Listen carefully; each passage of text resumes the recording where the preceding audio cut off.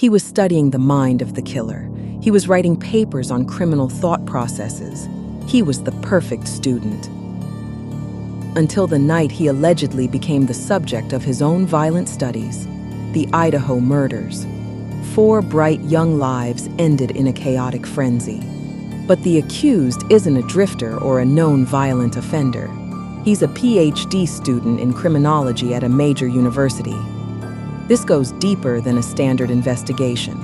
This is a look into the dark mirror of criminology. We're asking the question that terrifies every professor. What happens when a student stops studying monsters and decides to become one? We're dissecting the paradox of a man who allegedly turned his classroom theory into a real-world nightmare. This is the Forensic Dossier. Let's open the file. And if you want the truth without the filter, subscribe now. We're just getting started. November 13th, 2022. King Road, Moscow, Idaho. An off-campus house buzzing with the energy of college life. It's a weekend. Parties, food trucks, late-night texts. Normal. Sometime between 4 and 4:25 a.m., that normalcy was shattered. An intruder entered, moving methodically through 2 floors. The weapon, a large fixed-blade knife. The attack was personal, up close, and frenzied. Yet 2 roommates on the ground floor slept through it. One upstairs saw a masked figure clad in black walk right past her door and out into the night. She froze in a state of primal terror.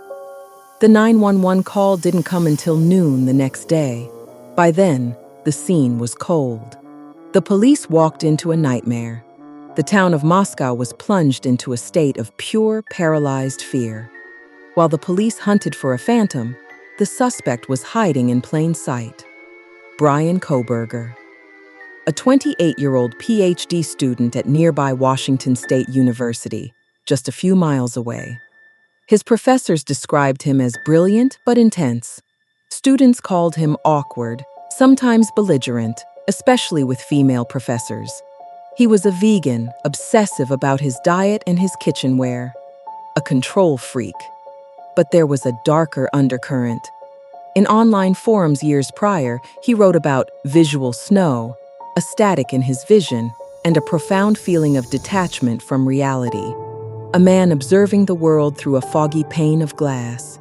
He once sent out a survey to criminals, asking them about their thoughts during their crimes. How did you choose your victim? What were you feeling? Was this academic research? Or a dress rehearsal for his own masterpiece? The breakthrough wasn't magic. It was good old-fashioned police work combined with 21st century surveillance. A white Hyundai Elantra. Investigators tracked that car type back to WSU, to Bryan Kohberger. Then, they tracked his phone. The data painted a chilling picture. At least 12 times before the murders, his phone pinged near their house, late at night, watching, waiting.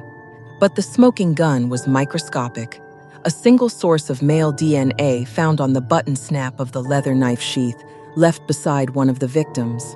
They tracked him across the country to his parents' house in Pennsylvania. FBI agents watched him take out the trash at 4 a.m., wearing surgical gloves, trying to hide his own DNA from their collection efforts. December 30th. A tactical team bursts in. The student is in handcuffs. The double life is over. Bryan Kohberger sits in an Idaho jail cell, facing 4 counts of first-degree murder. He maintains his innocence. The upcoming trial will be a spectacle of forensic science versus defense strategy. But the question remains, did his knowledge of criminology make him a more calculated killer? Or did his own arrogance lead him to make the elementary mistakes that caught him? This is the terrifying reality of the masked criminal. They don't always look like monsters. Sometimes they look like the quiet guy sitting next to you in your ethics class. This is the Forensic Dossier. This case is far from closed. We'll be watching every moment of the trial. If you want the deep dive, the facts, and the forensic truth, hit subscribe. Don't blink. You might miss the clue that solves it all.